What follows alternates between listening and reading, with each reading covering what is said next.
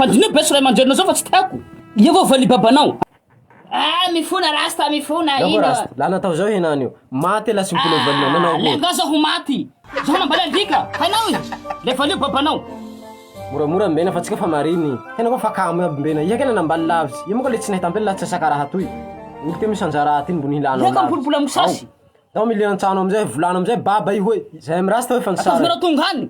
Sa fa zay. Ari hoe mamako fa tsika hiaraky. Meu ahiaby antako iabiaby regny amizay zao tsy mikitikitika anao. La zay tsy simpolenao amiko. Ameko anao re. Omenanao re la zay simpolenao. Hazavana amin'izao be. Babanao tolo an-tranonareo. Ataonao so zao iara lavagady ty. Tianareo hatao. Papako tio fa tsy. Rosa be tolo aminareo ao. Ao nareo morobaby mo nivoky netsanetsa. Hainao iha. Iterana nareo babanao. Adika ty. Mety amizay rasty koa. Ia henany io mbena niala raha raty. Tina mpiala raha raty anao. Valinao, zay isan'andro. Manjanto. Hitako raha be zay nandaiza moto.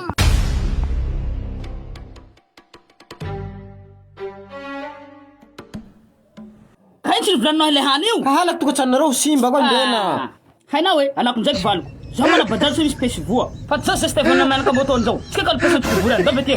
Nao, atao pièce bajaly zay tsikobory ao mivarotsy pièce bajaly zay ilanao.